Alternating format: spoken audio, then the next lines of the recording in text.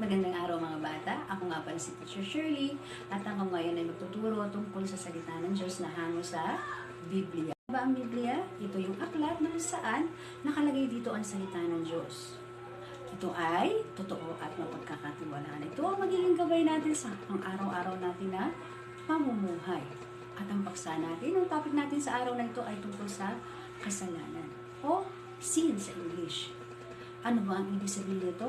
Ito yung iniisip, sinasabi at ginagawa natin na hindi natutuwa ang Diyos. Bakit siya hindi natutuwa? Dahil ang Diyos ay banal. Pag sinabing banal, ang Diyos ay hindi kailanman nagkasala. At ang Diyos na ito ay nagmamahal sa lahat ng tao. Pero dahil sa ginagawa nating kasalanan, kaya napahiwalay ang relasyon ng tao at ang Diyos. Ano nga ba ang mga halimbawa ng kasalanan sa isip? Ito yung kapag inisip mo, kunin mo pa lang yung laruan ng kalaro mo, iniisip mo pa lang to, kasalanan na ito. Ano naman yung mga kasalanan sa salita? Ito yung kapag ikaw ay nagmumura o kaya naman na nagsisinungaling, kasalanan din to.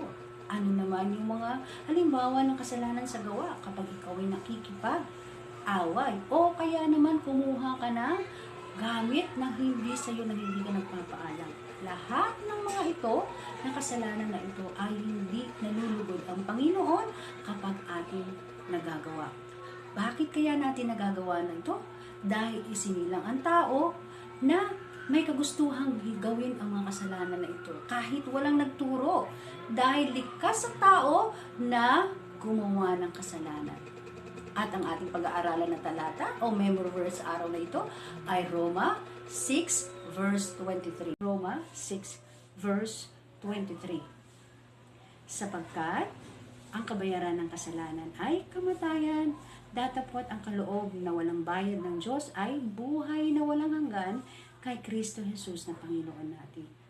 Sabi dito, sapagkat ang kabayaran ng kasalanan ay kamatayan, kaya namamatay ang lahat ng tao sa mundo dahil sa nagagawa nating kasalanan. At alam nyo ba, may kabayaran ng kasalanan? Ito yung kamatayan. So, anong dapat natin gawin? Kapag tayo nagkakasalan mga bata, tayo ay manalangin at humingi ng tawad kanino? Sa Panginoon. At hilingin din natin sa Panginoon na tayo ay tulungan niya para hindi na natin mga gawa yung mga kasalanan na nagagawa natin sa araw-araw.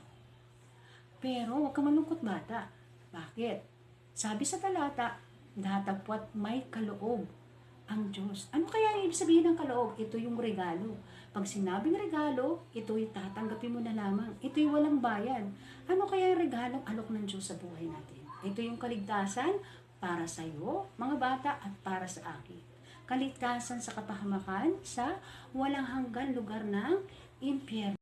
Ano ba yung impyerno? Ito yung lugar na kung saan may uod at apoy na hindi namamatay at kahit konting liwanag wala rito. At lahat ng mga taong patuloy na nagkakasala at hindi humihingi ng tawad sa Panginoon, dito ang punta nila kapag sila ay namatay. At ayaw natin magpunta rito, mga bata, di ba? Kaya ano dapat natin gawin? Iwasan natin gumawa ng kasalanan.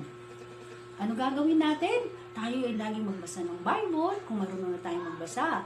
At lagi tayong manalangin na humingi tayo ng gabay sa Panginoon na wag natin magawa. At kung magawa man natin, ay humingi tayo ng tawad. So mga bata, natuto ba kayo sa araw na to sa topic natin na kasalanan? Napakabigat ng kabayaran ng kasalanan. Kaya wag na wag natin gagawin ang mga kasalanan na ito. At kung magawa natin, humingi tayo ng tawad. At sa muling pagkikita, sa susunod na topic natin mga bata, ito nga pala si Teacher Shirley. To God be the glory!